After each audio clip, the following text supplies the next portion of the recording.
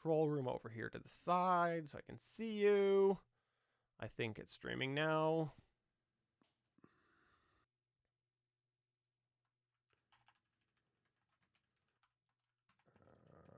Okay, this is Hi. Can you hear us? Are we coming in 5 by 5? Is that what we say? yeah, 5 by 5. What does 5 by 5 mean? It's like a 2 by Fifth- 4? No, it's like fifth dimension. Well, I am definitely not muted on that tab. Not on YouTube yet. How about now? I think it should be now. Signal that has excellent clarity. Now on YouTube. Or readability. We are. See, is this going to echo back? All right, cool. There we go, everybody. Yeah, we are streaming. Yeah. It was an early day Stream radio. your podcast now. Sorry. Go ahead. It was an early day radio scale rating. 5 meaning the signal strength is very good. So I don't know what the criteria was for a 4, 3, 2, or 1, but As a wonderful 50% signal strength and easily readable. as I don't an know. as an infamous professional podcaster once told us, Pinteresting. Yeah. Let's see.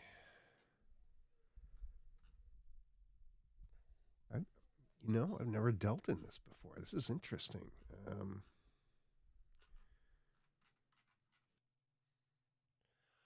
All right, there we go. Radio telephony manual. Oh my God. Let's see. 5 by 5. Nope. Maybe 5 by 5. Nope. 1 is readable and unreadable, bad. 2 now and then, poor. 3 with difficulty, fair. 4 is readable, good, and 5 is perfect, excellent. But I don't know if it's 5 by 5. So are we not 5? Are we not 5-5? Are we 4-5? 3-5? How much caffeine have you had today? Just curious. I don't know. Not enough, I don't think. You need to switch to decaf, buddy. I should have made myself a cup of coffee. All right, I'm good. Might have something to do with a misalignment of our energy levels with your sickness and my high energy. It might feel a little stronger to you than it actually is, but I don't know. It's like you got some sort of weird crack cocaine fixation going on. I don't know. I'll try to pump it up, but all right.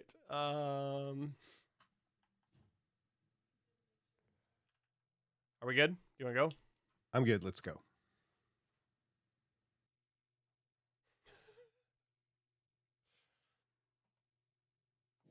I'm Chris from Play Comics, a show where we look at video games based on comic properties and how well they stick to that comic book source material. A part of the Gonna Geek Network, just like the show you're checking out now.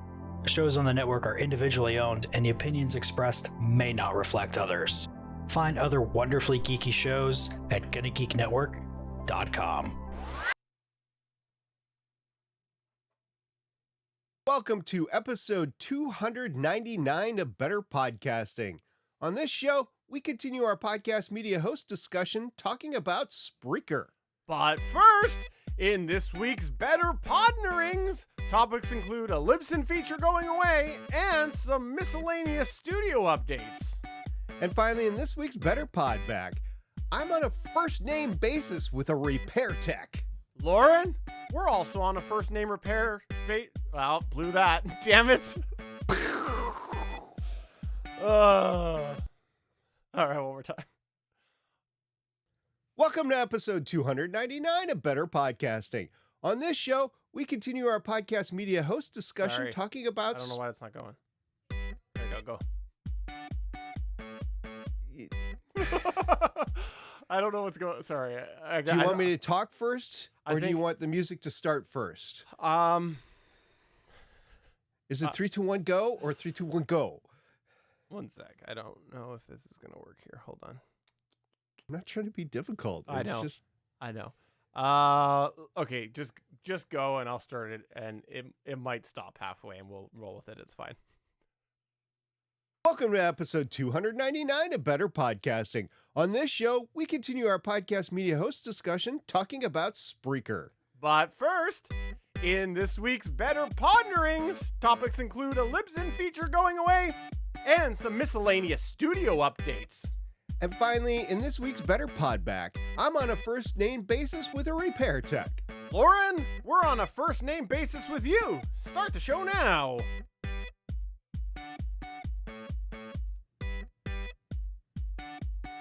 This one's getting flagged by YouTube.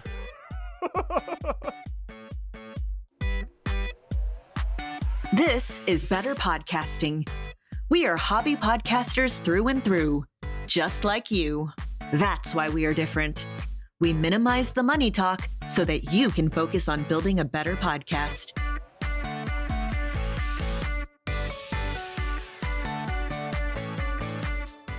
Welcome to episode 300 minus 1 of Better Podcasting. I am Steven, and I am pleased to say SP is here this week. I'm here, I'm in the seat, I'm on cold medication. I promise you, it's going to be a good show. Yes, we're here to talk about podcasting. And if you didn't know this, we are part of the Gonna Geek Network, which has some awesome, amazing geeky podcasts on there. You should check that all out. But you should also go to the Gonna Geek Discord at betterpodcasting.com/Discord, and you can talk about podcasting with us over there when we're not recording this show, because contrary to popular belief, we do occasionally not record this show. Occasionally. Occasionally, yeah. Possibly. We take 10-minute break every 24 hours. Yeah, that break is needed because you got to offload some of that coffee, right? Right. And hey, if you didn't know this, we also occasionally like to feature a segment called How I Save My Podcast. So if you've had something go wrong with your podcast and you have fixed it, please let us know what went wrong with your podcast. How did you fix it? Please let us know over in the Discord. Did you fix your podcast? I have a podcast and I am in the process of fixing it, but we'll save that from another time.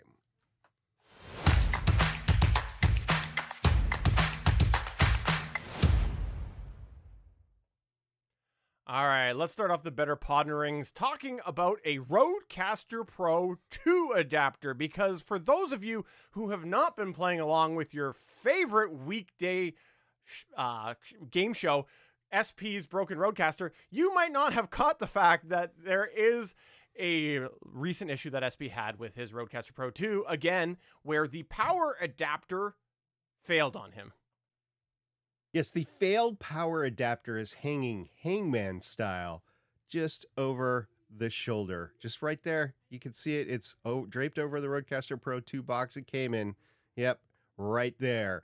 And I do have a new one. Rode sent me out a new one. It's not powering my Rodecaster Pro 2 right now. We talked last time how I bought a J5 Create 100 watt system, and the adapter's working right now, and I just haven't had time to put this in, but I do have it.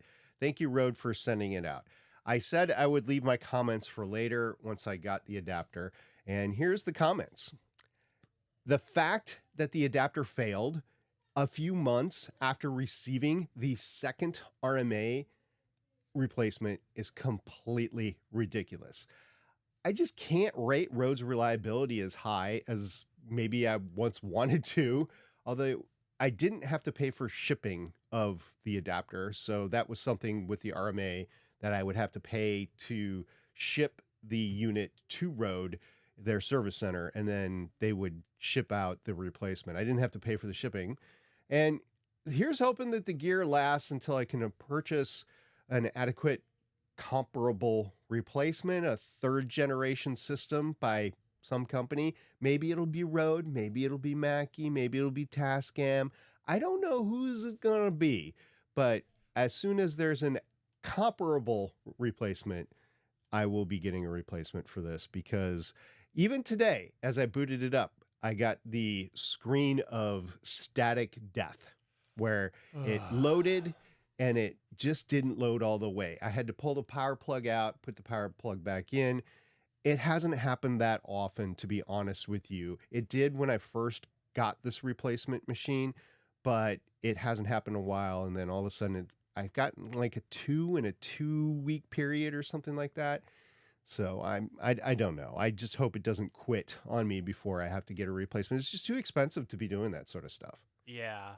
Well, I'm glad you brought up the adapter, because I wanted to bring up an observation, because as I mentioned at the start of the show, we have a Discord, and you did post this in the Discord, and we talked about how with the Rodecaster Pro 1 a couple months back, we discovered that the Rodecaster Pro 1 shipped with some different powered spec adapters. Basically, the Rodecaster Pro 1 did not use a standard like USB-C. It was an analog signal of power going in, and across all of the different people that we discussed it with, there was some different power adapters that we found out there, which were different to a degree than the specs as well. Now, you posted in there, and your adapter was different, but only slightly different. You had your original adapter, which said YDS PD030A. No, sorry, YDS PD30, and then your new one was the A, so YDS PD30A. Now, when I looked at those specs, I looked at the output capability of those, and they looked very, very similar. For example, it said 5 volts, 3 amps, 12 volt, 2.5 amps.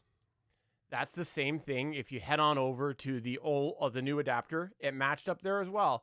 And you go through, and they look similar in specs, but they do change a little bit in something that I observed, which was that the 15 volt on the new one said 2 amps, and the 15 volt, no, hold on, that's wrong. That's the same.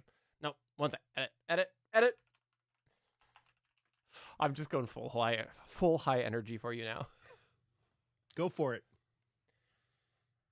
But there is a bit of a difference that I observed, because as you work your way through, I noticed that although the amps on the output matched, on the input of your original one, it said AC 100 to 240 volt 1.5 amp, but on the new one, it said AC 100 to 240 0.75 amp. So I'm not sure why that's different, even though the output is the same. Is it a typo on one of them? Is that why they made the A? Because maybe it was a mislabeling? Is it just a more efficient adapter? But like, as far as I could see, the outputs matched up on both adapters, but the input had a higher, I guess, amperage on the input side of things. So I think you had it mixed up. The new one is 1.5 amps, 50 to 60 hertz. The old one must have been 0.75 amps. Oh, did I blow that whole thing? I thought the A was the old one. No. Okay, the A is the old. Oh, sorry. The A is the old one. One sec. Let me redo that whole thing. That's my bad. My bad. Where did you? It's better podcasting, I think. Okay. I thought you had mentioned which one it was, but anyways, that's fine. You got them in your hands, you know.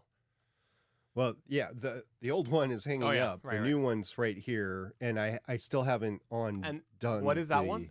That's the. This is the new one, But that's and it 30. is not the A. Okay, that's the 30. Okay, let me do that all again. My bad. I mixed them up.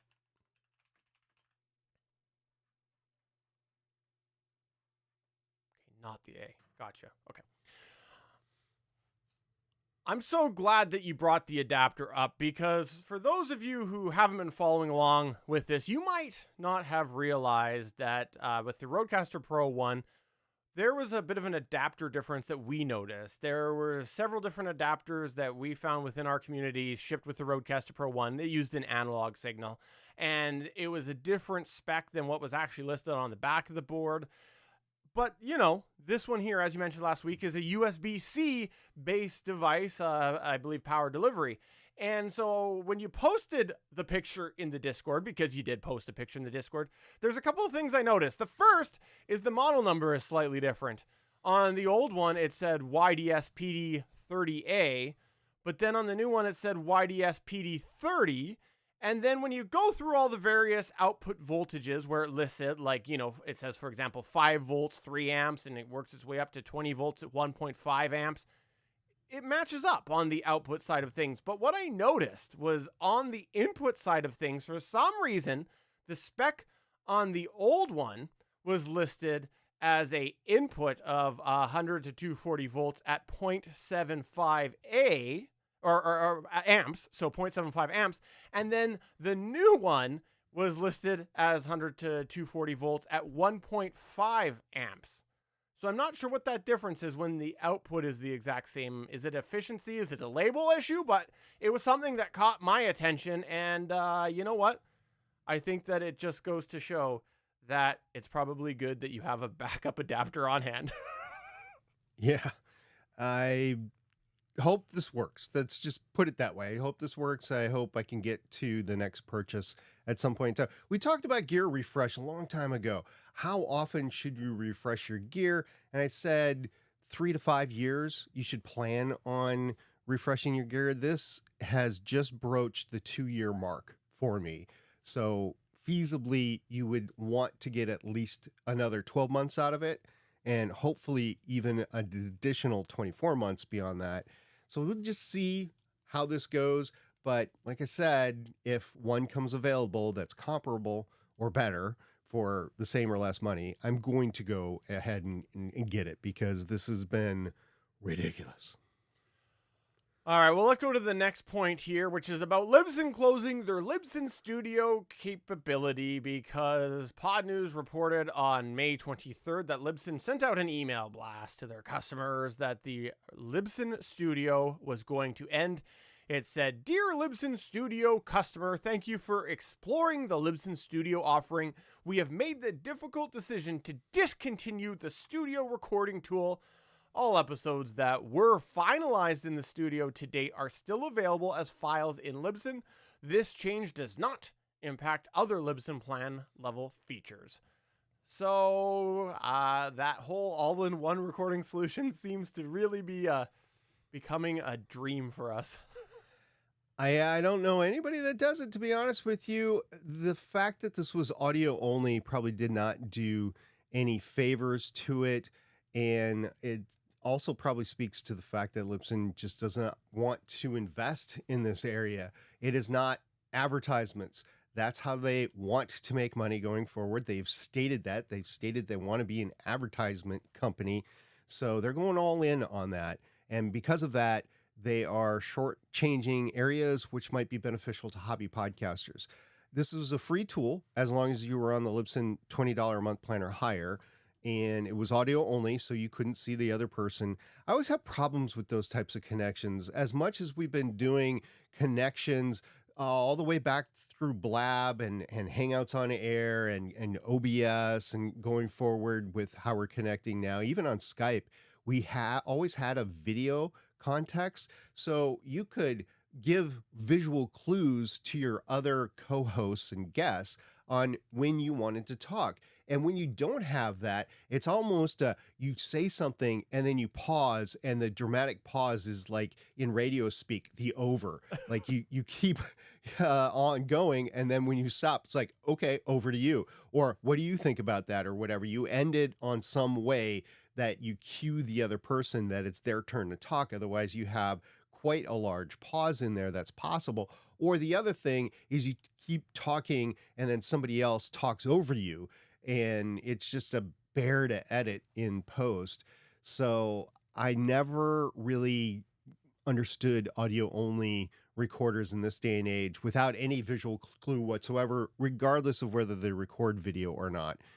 We never, in full disclaimer, we never tried Libsyn Studio. We qualified for it because we're at the $20 a month plan or higher. We just never used it. And it's because we had other things. And I think for the most part, other people had other things. And Libsyn was never known for, hey, did you use Libsyn Studio? It's the way you got to connect. I think the pandemic probably sunk the whole thing too. Yeah, I definitely remember back in my previous podcast days when I was recording. I think even the early Gonna Geek shows were all audio only recording, and you nailed it. It's very hard to pick up cues. It was amazing once everybody had enough bandwidth to start doing the show by video, even though it was, I believe, still only produced as audio. Just seeing each other makes a huge difference. And like the world we live in now with things like Zoom and, remote video, it's so commonplace that it definitely, I think, for a lot of people would be a bit of a step back trying to do that, because people are used to now, you're just picking up a phone and FaceTiming somebody, and then you make a phone call to them and you're like, wait a minute, I can't see you right now. It's a different experience, and trying to record a podcast can be tough. I also agree with your feedback about probably why they're getting rid of it for profitability. I don't see them investing in much services like this. That's my personal thoughts on it. I don't think that it's in their best interest from a business perspective. Definitely not with their announced strategy that we talked about before. And as a reminder, because of that announced strategy, because of everything else, we are leaving Libsyn this year. That's why we're doing this season. We're reviewing other media host providers to see where we want to go to. So that's just full disclosure there. Now, Stephen, I want to move on to the fact that last time we talked about iZotope RX11 and the fact that I hadn't had a chance to use any of it because I wanted to focus on my new Vegas Pro 21, which I needed in order to use the VSTs 3s that were part of RX11. And I did start doing that. What I did is I'm cycling back and forth to work when the weather is good. I put a GoPro on my front handlebars, and then I come back and because the GoPro only does like 8 minutes and 51 seconds per segment, I think it's just shy of 4 gigs, and then it will go to another recording. They're seamless in there if you stitch it together, but I had to stitch those together because my ride's an hour long. So I'm going to have several of these. So I take the files from the GoPro, save it onto my computer, throw it into Vegas Pro Edit 21, and then I will render the whole thing. And I've posted a couple of the resulting videos on our Discord server, so you can go in there and you can see what I'm talking about. Don't worry, I'm working on the audio quality. We'll talk about that later. But it did allow me to start using some of the unique RX11 VST3s. And overall, I'll have to say a combination of Vegas Pro Edit 21, the rendering times look to be a little faster with 21 versus 19. I still had some hardware limitations for extensive 4K video rendering, especially because I was taking those 2K files from the GoPro and rendering them up to 4K. RX11, by the way, is not a miracle worker. The biggest issue that I had from the files that I threw on there was wind noise, because I had never done something like this before, and the camera is literally sticking out there in the front, taking 25 miles an hour of wind straight at the microphone. So I'm like, oh, great. Well, this muddled everything, but how can I remove that? And you can't. You have to have some of it, otherwise it sounds so underwater. But it did a decent job. There's a voice isolator in there, so you can take some noise down and you can pump up the noise, the vocals a little bit in there. That was interesting. It's not going to save you. You have maybe 6 dB of play in each direction before it starts distorting things, but it's better than nothing. And yeah, that constant wind noise, I'll talk about in a future episode what I've done to increase the audio for that. Not really a podcasting sort of thing, but I've taken my podcast audio knowledge and I've applied it to this particular aspect and capability. And it's pretty decent. If I didn't have any knowledge of audio before I went into this, it would have been much, much more difficult for me to make those files. So I have a couple of new renders out there, Stephen, just to let you know. I'll send them your way as soon as I can get them uploaded to YouTube. I'm looking forward to that. 2 things. Number one, the stability thing. I think that part of it might be the VST3s are 64-bit. And one of the things I had to do when I switched to the Mac was get rid of my 32-bit plugins. And I felt like things were a little more responsive, especially when I sort of layered them on. So I wonder if that helped a little bit because they are 64-bit. But the second thing is, I think maybe you need to get yourself the RX11 Advanced, because I know how much you hate people named Russell, and they have a D-Russell program in there, and maybe that would help with your wind noise. There also is a D-Wind in RX11 Advanced. I looked it up because I was just joking with myself and like, oh, I wonder if Isotope has a D-Wind. Yes, they do. However, RX11 Advanced is $799. I thought D-Wind was the same as D-Russell. Isn't it the same thing, or is it? I don't know. They have a specific D-Wind Oh yeah, I see that. plugin. I see that. Yeah. Well, then it sounds like you definitely need to get it. Last thing that we want to mention here in the better Podnerings is, and this might be a little surprising for our audience, but some people are looking to get rid of Libsyn and move off of Libsyn. I know. No this is way. First time Why would you're somebody hearing about want to this. do that? It's yeah, crazy. It's just crazy. Mind-blowing. But if you were looking for that, you might get on the old Google or the old Bing or the old Alta Vista, Alta Vista or Netscape or any of these search engines that are modern.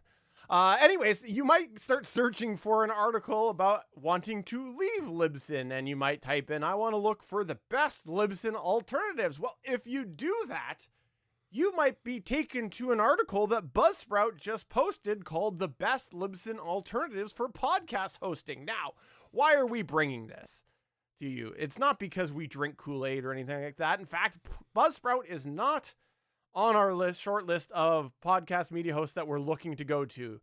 Wanted to bring this up because I think it's ridiculous, okay? It's absolutely crazy. I get what they're doing here. They're not the first in the space to write suggestion articles for media hosts for the idea that you're, they're not the first in the space to write articles like this under the guise that they're being neutral. But, they're just, I think, probably trying to get some of that SEO action. But I think it's ridiculous, and I wanted to call it out here because you're not writing an unbiased article talking about media hosts hosted on a media host page. That's not happening. The number one listing there as a recommendation is, in fact, Buzzsprout, as it should be. It's your page, your business. But the idea of writing an article like this, and like I said, there's other ones out there, it's dirty play. So I wanted to call it out. Yeah, I thought it was incredibly biased because it didn't have the ABC Podcast Media Host Company on there. That's the Canadian host provider that's owned by you. So I thought it was biased. Yeah. So yeah, it was a little funny. I had seen these articles before. They are on other podcast media host providers. The fact that they chose Libsyn is a signal that they think, either via deductions that they've had, actual analysis of the space, or just their perception that Libsyn is the biggest SEO out there. So they're kind of jabbing into that SEO. It's like somebody goes, how do I start a podcast? And Libsyn starts showing up. So they Google Libsyn, and hopefully this article shows up. And then people say, well, there's some negatives to it. Not, by the way, the negatives that we have spelled out all the way back to Better Podcasting Live Chat episode 70. It was just a short cons, basically. There were some pros in there too. So kudos to them for actually putting pros in there. But then the number one was Buzzsprout. I'm like, yeah, I could see it. They have a lot of fandom. So, you're serving the fandom. You're serving your future business marketing. I get all that. But, they simply did not make our short list because of their shortcomings for hobby podcasters. I want to emphasize that. We're assessing things for hobby podcasters. If I had to choose a media host provider that was similar to Buzzsprout in the list that we've done, Podbean, hands down, would be the one. And Podbean is listed on their list, but it's not number one. Buzzsprout is number one. So, I like the people that work there. I like their podcast. I actually like their product. It just doesn't have the capabilities that we need. I'm so glad you agree that they posted this entirely because we've been doing that for our season this month. I think that's exactly the case. What are those Better Podcasting boys doing? Yeah, we need to get on that train. Let's talk about media hosts now.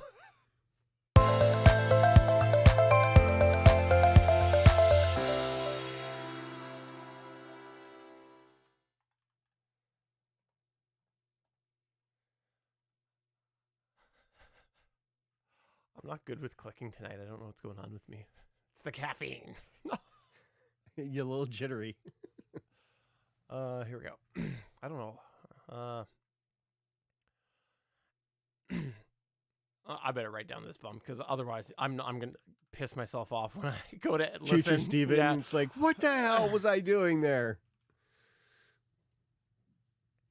As we head toward the final few reviews of this season of Media Host Reviews, it's good for us to reflect on where we've come from. No, we're not talking about reflecting on the season of Better Podcasting Media Host Reviews. We're talking about our history as Better Podcasting and outside of Better Podcasting with media hosts over our time of making podcasts, because longtime listeners of the show might be familiar with the media host that we're going to talk about today, because there are many episodes in the past where we've talked about it. And if you are really old, first off, take your back medication. Secondly, you might have actually heard us live stream the recording of this show on this service.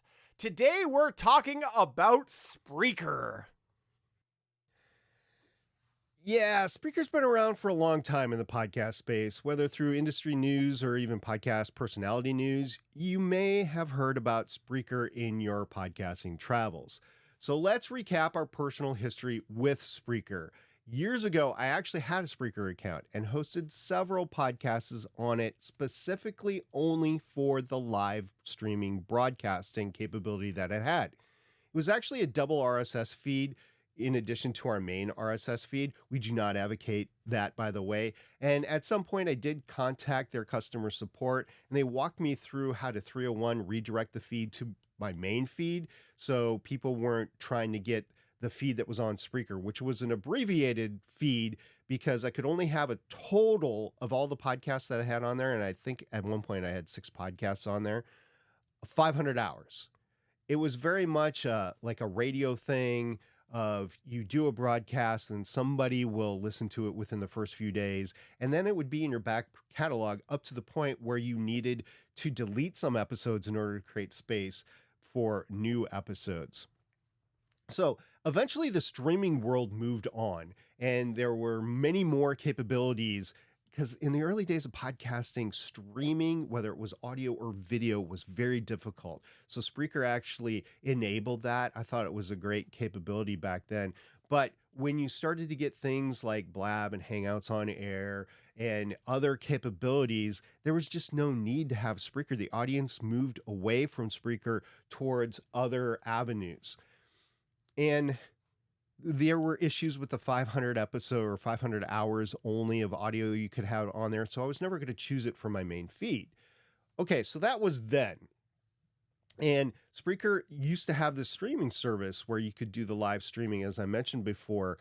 And yeah, it's totally different now. So like a high school acquaintance, we lost track of Spreaker, right?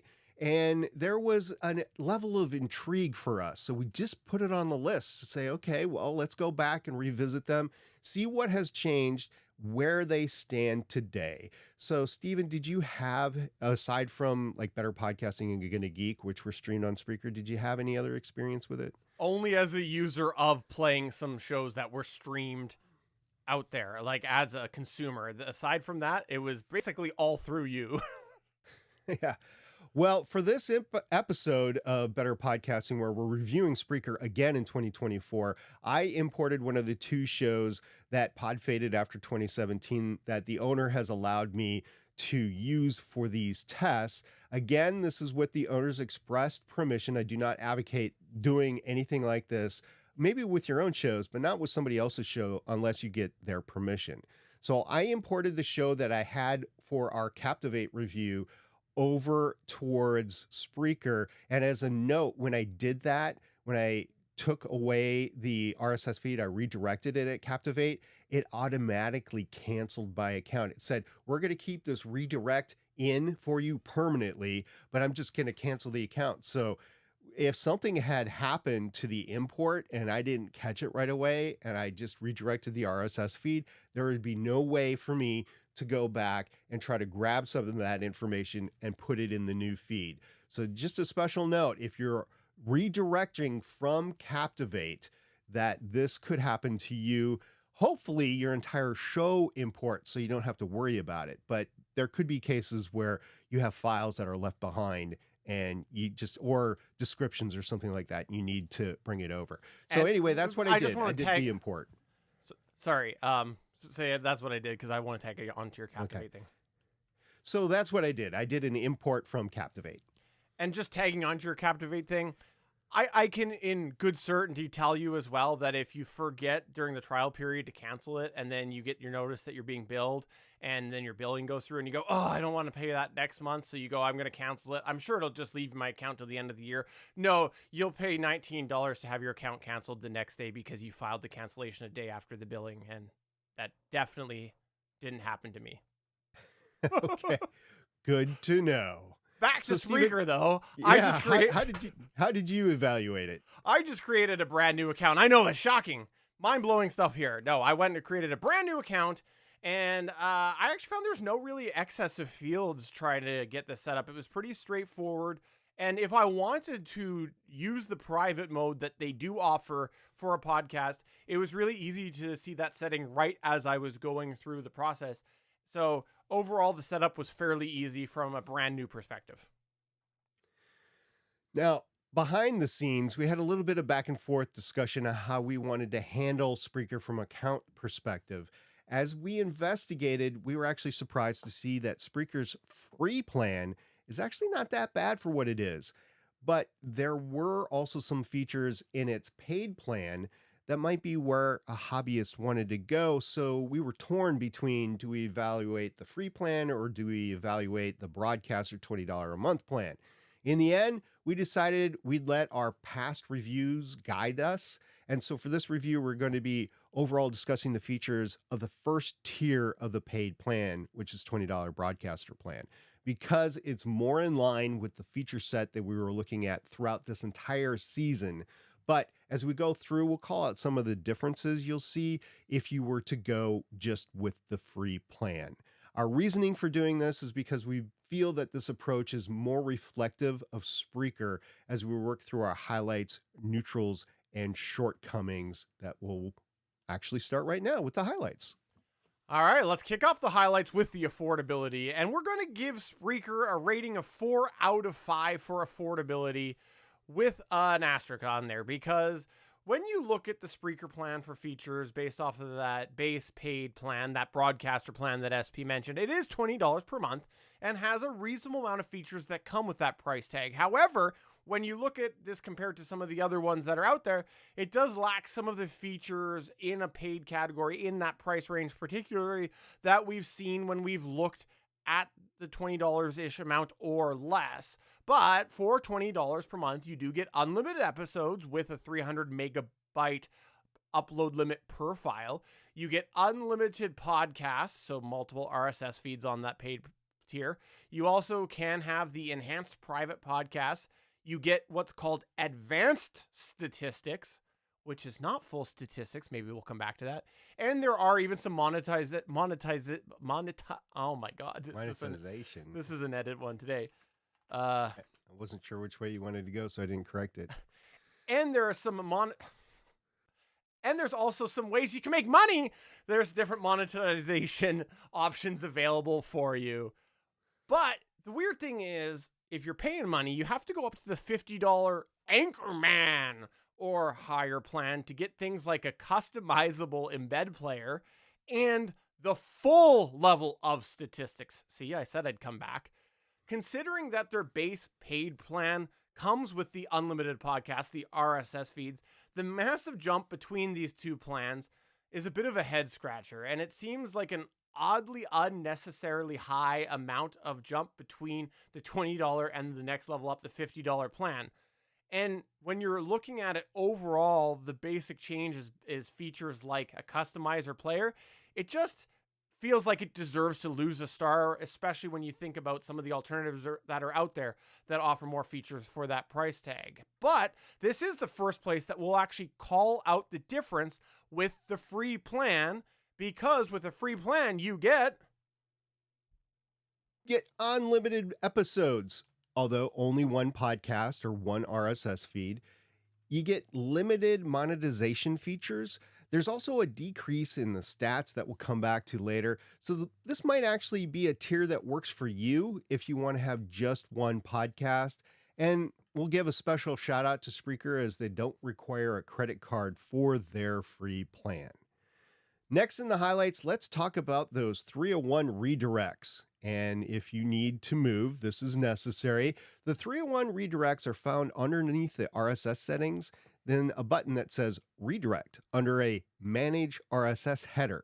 It's fairly easy to find, and when you click it, they alert you with information about the redirect process. It doesn't feel hidden as all. As I mentioned before, I have used the 301 redirect in Spreaker in the past and had no issues. And that is with a past version of Spreaker. This is definitely a newer version of Spreaker. I didn't have any issues then. Hopefully today remains the same. But we will call out this footnote to say that we see what you're doing, Spreaker. You're trying to find information in the help section on the redirects. Is the next to impossible? Search terms are buried with information about moving to Spreaker. We speculate that's by design. Maybe you'll stay if you can't find the help article. We see you, Spreaker. We see you. And speaking of their help's actually a highlight. When you search through their help database, it was fairly simple to do. It was responsive, and aside from the aforementioned example, we were able to find what we wanted. In fact, I'll give you a little fun fact. As I was prepping for this episode, I was able to find a bunch of answers very easily for the features before I even got to the sign-up process. The help gets a special call out as well because a lot of these articles that I was finding had screenshots, and the screenshots did seem up to date. So it made it really easy for people to follow. And some of these help documentations that are out there is very text driven, leaving somebody who's inexperienced wondering, where? This was not like that. I like the pictures. For our next highlight, we're going to call out something that we are going out on a massive limb for because we haven't tried it. However, we've been on a quest for some version of this feature this entire season, and we've been coming up dry. The question of the all-in-one solution, for example, recording, publishing from the same platform. Spreaker offers 2 apps for creating podcasts, well, technically 4. In column A, you have Studio for mobile for Android and iOS. In column B, you have Studio for desktop for Windows and Mac. These apps allow you to create a podcast. Now, we will fully admit that this is not what we targeted when we added this to our criteria, but it's something, so it definitely deserves credit. And once again, we have not tried these, so we're not going to swear by them or even attest to them working on modern hardware. They're still listed on the site, and a quick glance at some update dates show recent. And just as a note, I tried to look for the desktop for Windows app and I couldn't find it. That doesn't mean it's not there. It's that in my limited time that I had for this review, I just couldn't find it. Additionally, in the highlights, another long desired feature we've been looking for involves another flash from the past. This is social media account posting and integration. This could be a bit of a sign of their seniority in the space. They remember the times when this was commonplace. And what we saw was the ability to auto post to Facebook. Now, that's the only one that we saw in the different podcast settings was Facebook, but we will take that. Now, things get a little bit confusing, and this might be reflective of some of the things we'll come back to a little bit later, is when you look for the main account settings, you will see an ability to link up Twitter, YouTube, Tumblr, Google, Apple Podcasts. Those are the words it says. Yes, they say Twitter. But contrary to the top of this page on the account level saying once connected, enable auto sharing to have newly published episodes automatically shared to all of your networks. When you navigate to the individual podcast settings for the connected accounts, we only saw Facebook. We didn't test these out because this is something that we were using test shows and we didn't want to start putting out on social media test shows, but there was the ability to connect Facebook and maybe some of these others, but I think it's probably just a sign of the past for those others. That's my personal speculation. I don't know if it had to deal with, they thought that in each individual podcast, you'd have a separate Facebook page for that you'd want to post off to, and the others, you'd just have one account or something like that. So you'd have a different social media sharing experience at the podcast level versus the account level because they're assuming you're going to have multiple shows, something like that. I don't know, but hey, they do connect to Facebook. I actually connected to one of my old Facebook pages, so I know the connection works. I didn't test the posting though. So Spreaker also checks our boxes for destinations that you want to publish your show to outside of social media. So they list Apple, Spotify, iHeartRadio, Amazon Music, Castbox, Deezer, Podcast Addict, Podchaser, and JioSaavn. I will say that is a very modern list of destinations in their dashboard. So kudos to them for keeping up at least for those. And of course, you can also submit your RSS feed to others as well if you want to throw your show onto another destination. Next up in highlights, we'll just get super technical. I'm a rocket scientist, so I like the technical. We're talking about file types. Spreaker features the key file type that we're looking for, including the ability to upload a video, but it's converted. It's not actually posting the video. So the file types that they list are 3GP, AAC, AMR, ASF, FLAC, MP3, MP4, OGG, RA, WAV, and WMA. Now, one neat highlight that we thought was worth mentioning was they made it a little achievements page for tracking achievements of your podcast. They focus around episode numbers and download numbers. It doesn't really offer you anything tangible, but gamification's a thing. So I think this deserved to be called out because some people do like to have achievements and see, oh, cool, I got a little badge here for so many episodes posted, or I got a badge here for so many number of downloads. So I thought that was neat. That's a generational difference, by the way, Stephen. Like I grew up, I don't need those sorts of things, but apparently a younger generation might if they want to gamify the whole thing. So, okay. It's sorry. They also have a section in there where if you don't perform, you get whipped. That's your generation, right? Very much so. No, they don't. They don't. And lastly, in our highlights, there are several features that you may be looking for, like seasons, chapters, the ability to backdate an episode. We'll come back to that later. And adding in a transcription URL, including specifying the type. Sorry. I was writing notes. Yeah, I know you were. Sorry. You know, if I ever in the entire time we've made this podcast spent any amount of time automating my notes ability with macros or something, I would have saved so much time, but I didn't. Neutral zone.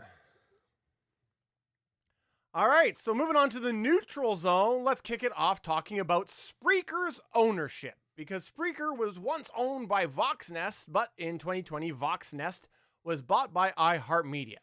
This is probably good for Spreaker's future since iHeartMedia is a sizable company.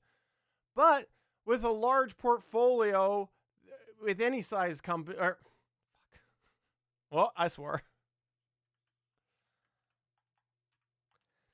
Let's see what happened there. So let's move on to the neutral zone. Kicking off the neutral zone, we'll acknowledge Spreaker's ownership. Spreaker was once owned by Voxnest, but in 2020, Voxnest was bought by iHeartMedia.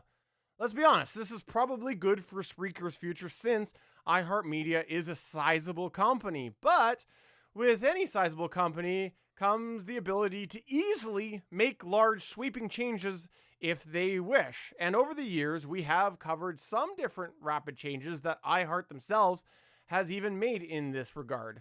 With that said, a few Google searches will show that there's no end of articles out there listing the amount of companies that iHeart has been buying.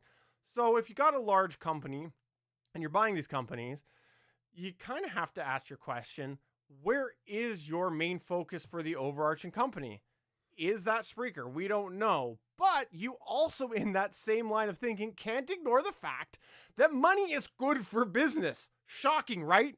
Good money equals good business? Potentially. So It's a bit of who knows in this situation, because we have seen large corporations drop companies quickly, but we've also seen large corporations be important for helping smaller sections within their company weather storms. Let's move on to something a bit more definitive, their user interface. The interface feels complete, and to be honest, elements of it felt very familiar. It felt like going home in some cases, and this was specifically to Steven, who hadn't used Spreaker before. But here's the thing, that's probably because it feels very similar to Libsyn. And to be honest, after everything we've reviewed to date, Libsyn does feel outdated. Now, starting with the good, the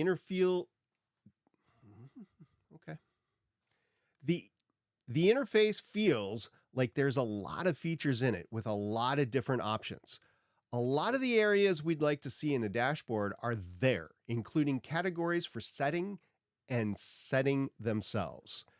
It's also really easy to navigate into different episode-specific statistics and see an easy-to-read information box at the top about things like total downloads, plays, likes, and etc.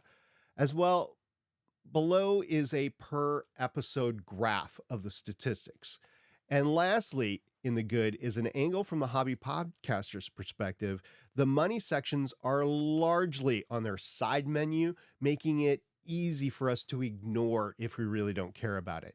However, here's the bad. It feels a bit disorganized and confusing in some areas. But the biggest issue is that it doesn't feel like the interface changes much depending on your tier. It's probably a way to sell you up a tier as you navigate around. You see the fields that are locked if the feature doesn't apply to your plan.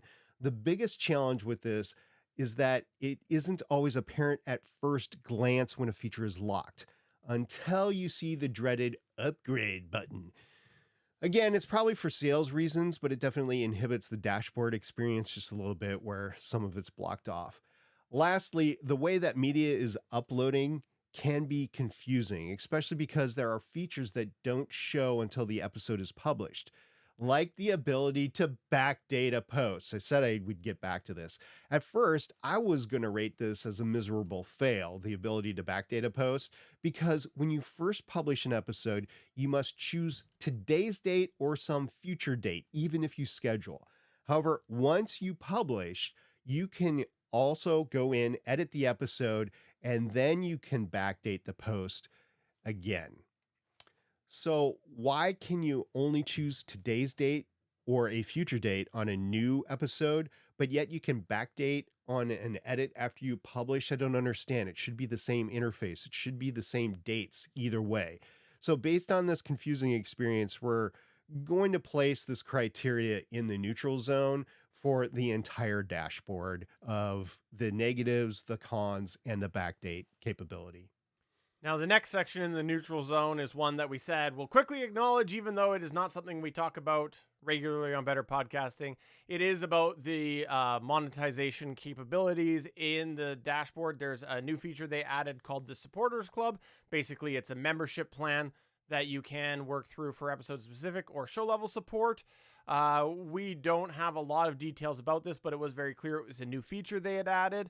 And you can also find in there an ad exchange option if that is something you want to do. We won't get too detailed into that, but it's basically an ad market that Spreaker runs.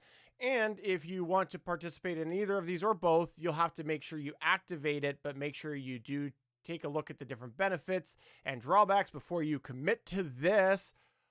Unfortunately, even though there is the ability to sign up for inserted advertisements, there's no actual dynamic audio content. So this on its own is a con, but it's kind of lumped in here because a lot of times people use that for money reasons. But we've talked about before, dynamic audio content isn't just money driven. It is something that you can use for things like announcements or timely audience questions, requests for feedback. So that in itself is not a feature that we see anywhere within Spreaker. So keep that in mind. It's also not available for you to place your own advertisements on there at all. And this kind of means that it forces you, if you are using that for money reasons, you're going to have to use that Spreaker ad exchange program. You're not dynamically inserting your own. But again, we will call out some free differences here because if this is something that appeals to you, you really on the free tier only have access to the ad exchange. And lastly, in the neutral zone, we're going to put the analytics. On one hand, they technically offer full statistics that you might be looking for. They're IAB certified as well. On the other hand, the type of statistics that are available start limited on the free plan and increase as you work your way up, with full statistics only being available at the $50 a month Anchorman plan. Additionally, the retention periods of those statistics feels a little bit short across the hobby level plan. Again, calling out the differences with the free tier, the free tier only offers basic statistics with only a 6-month retention period. But it doesn't get much better on the paid plan that we're discussing today. The $20 a month broadcasting plan offers advanced statistics for 12 months. The $50 a month Anchorman plan offers full statistics for 12 months, and the $250 a month plan offering full statistics for 24 months. It just feels like a hot mess with the structure of it and the fact that the stats aren't there forever. But in the end, on the lower level, a hobby podcaster probably has enough reliable data to monitor their growth, even on a basic level. So maybe it's a little bit of a wash here and thus in the neutral zone. I just want to foot stomp something here and mention that for the $20 a month plan, you did use the word advanced, and for the $50, you used the word full. That was intentional. There is a difference. On the $20 per month plan, you are not getting all available statistics. All right, let's kick off the shortcomings with one that surprised us to find, file integrity.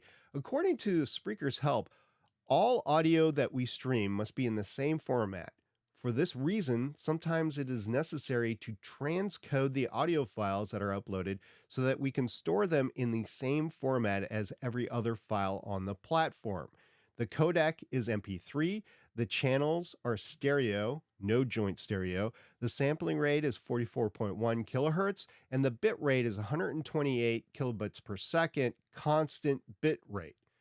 Now, with that said, they did not re-encode my imported shows, which are transcoded, as we've stated before, at 80 kilobits per second. Once again, not my show, so I can claim I'm not actually producing. I don't know why he decided to do the 80 kilobits per second, but he did. I would choose 96 at the very minimum, and I know some people did 64 in the past. I don't know why he chose 80. Anyway, he has the 80s, and they were not changed at all.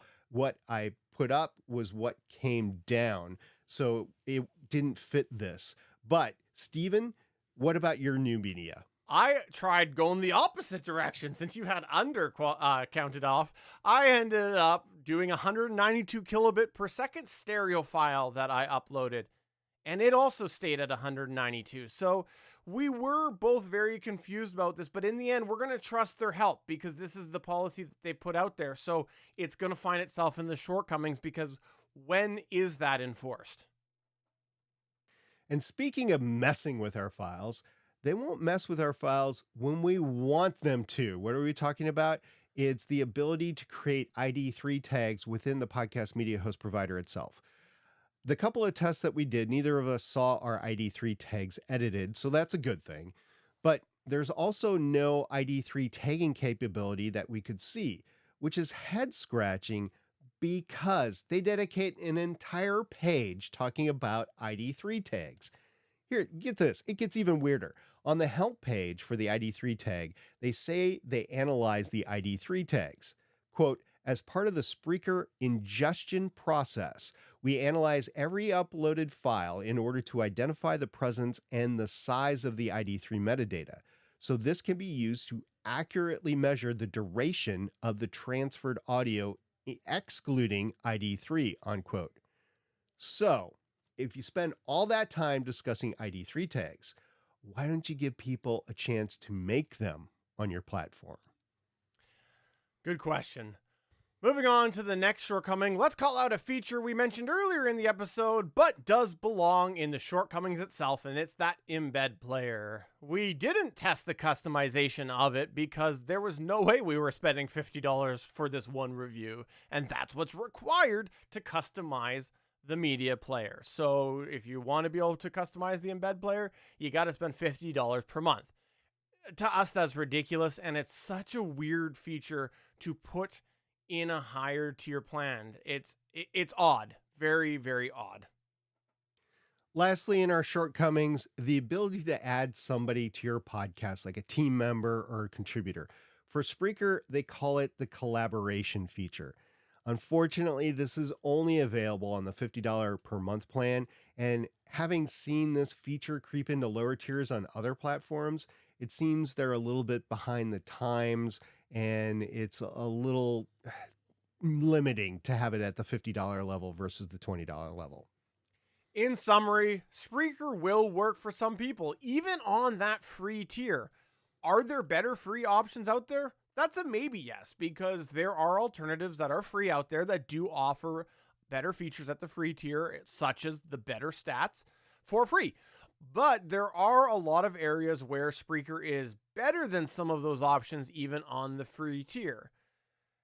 However, like we said at the top, we're actually primarily focusing on the larger paid tier, and for that situation, Spreaker has been left in the dust to a degree for some of the options that they are offering in this price range. There are other options out there that offer more for this price range or cheaper, especially if you're willing to accept some download limits, which, as we've mentioned, you might not be okay with that, but if you are someone that is okay with that, you might find some more features elsewhere. But there are features in there that will remind you of the past. So if that's something you're wanting to stick with as well, you might find yourself a little at home paying for Spreaker. But given that Spreaker has passed hands to a big corporation, it is nice to see they're still around and still offering an overall decent service for podcasters who do want to use them, as well as offering some added features like the newer Supporters Club feature if you're into money. Overall, it's fine if you're comfortable with the limits of the free tier or paying a little bit of an elevated price compared to some of its counterparts for the features that are offered.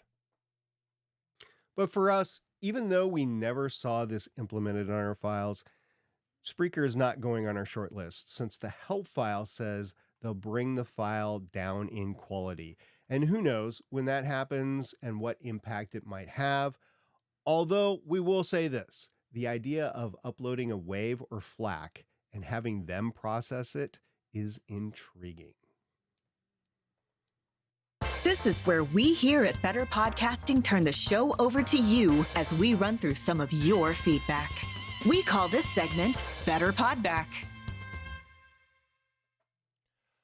All right, it's Better Podback time, and we will start with feedback we got about our last episode, which was not surprising. We had Damien the DM comment about our Patreon discussion, saying, doing the media host review with Patreon was certainly an interesting choice. And I believe he was getting at the fact that Patreon is, by definition, money.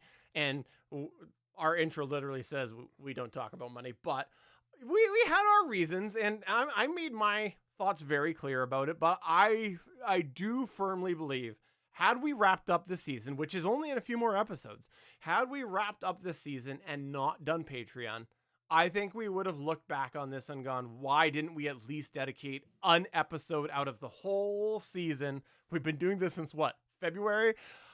Why didn't we dedicate one episode to Patreon? So I'm glad we did it. Yeah, I think it would be hard to say to get through our review with such a focus on things like Patreon and Substack, which are non-traditional podcast media host providers.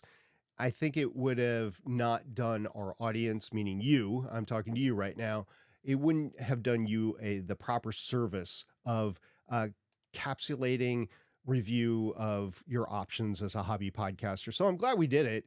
It wasn't my favorite one by any means. There's definitely some tweaks, and there are tweaks that you can use for any of the podcast media host providers that we have reviewed.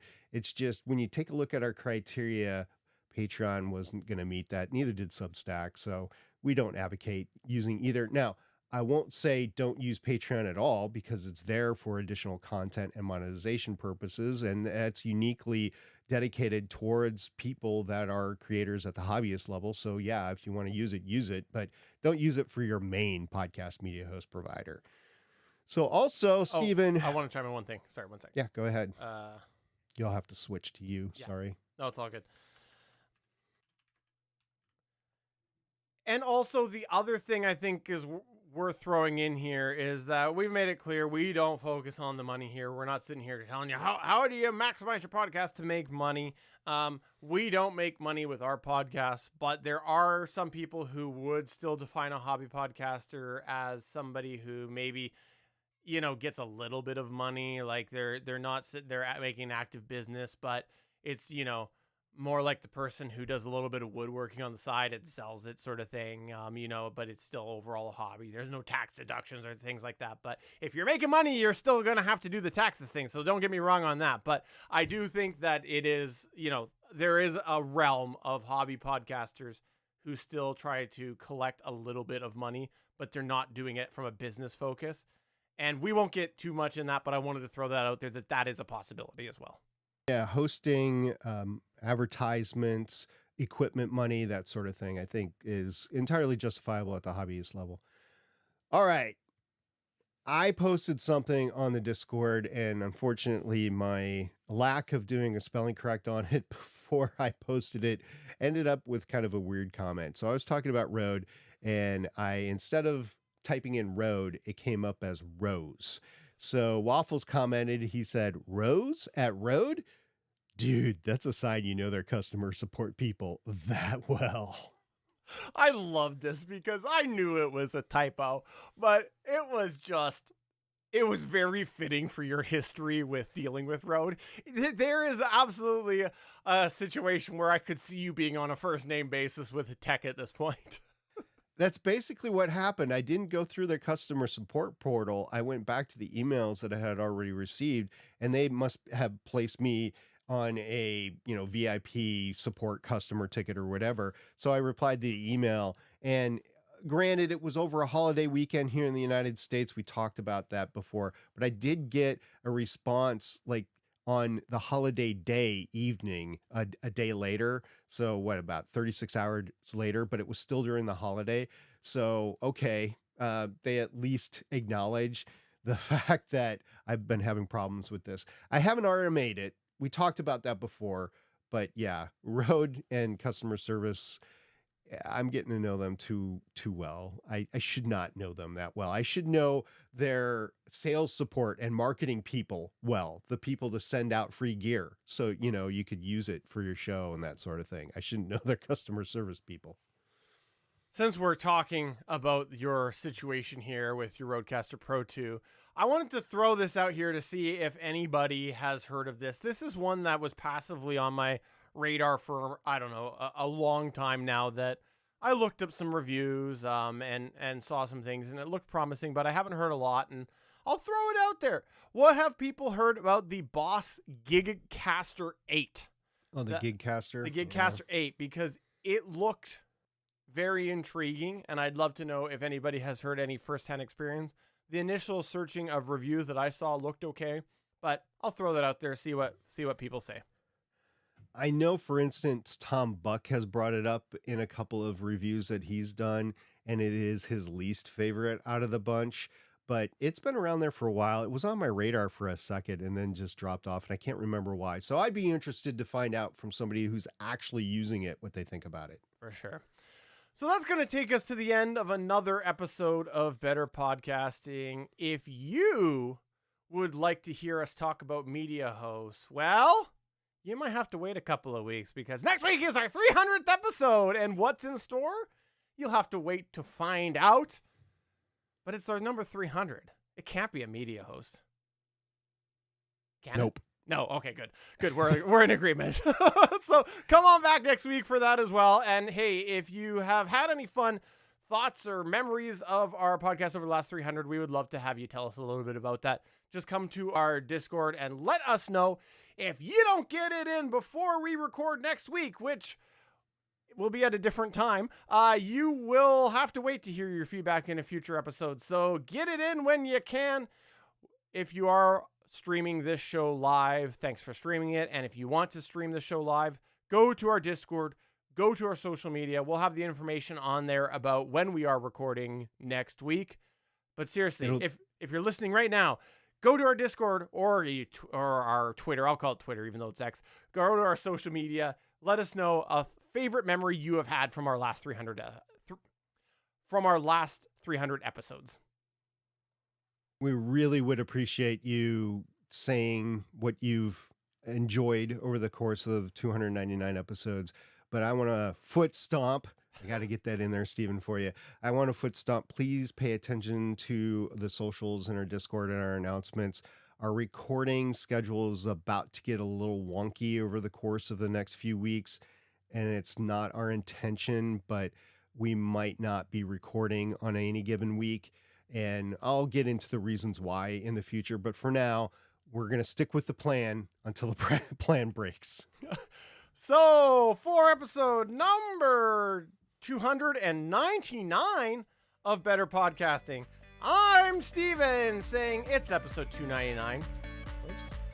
Damn it. I'm Steven saying it's episode 299, but I know we've recorded more than 299. And I'm SP saying thank you for sticking with us. Let us know what you think. We'll be back with you next time. See ya. Thanks for checking out another episode of Better Podcasting. You can find the full back catalog of Better Podcasting at betterpodcasting.com. If you're into geeky podcasts, please check out the other podcasts on the Gonna Geek Network at gonnageeknetwork.com. This show was produced and edited by Stephen John Drew. Voice work was done by L.W. Salinas. Thanks again for listening or watching, and we hope to see you again next week.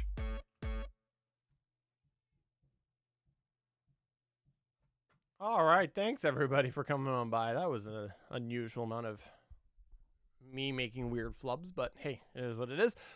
Thanks if you did watch this. And seriously, hey, if you're there right now, go to the Better Podcasting channel and tell us what one of your favorite memories is from Better Podcasting over the last 299 episodes. Let us know. Go right now. Tell us. Now. Yeah. All right. Well, I guess I got nothing else to say. Do you got anything else to say? No, not tonight. Just thank you very much, everybody. And we'll hopefully give you a good show next time. I just don't know exactly when that's going to be. I'll be a little bit more candid to our live audience than we were on the recording. I have stuff going on in my personal life, not me personally, but I have stuff going on that is going to affect my podcasting in the coming weeks. I just don't know when or where or how much or that sort of thing. It's one of those unfortunate events that occur in a life. And once it happens and everything's settled, we'll do a recap of everything. But it's not our intention to get a little wonky with you, especially near the ending of this, which I'm sure everybody is on pins and needles of where they're going to put Better Podcasting.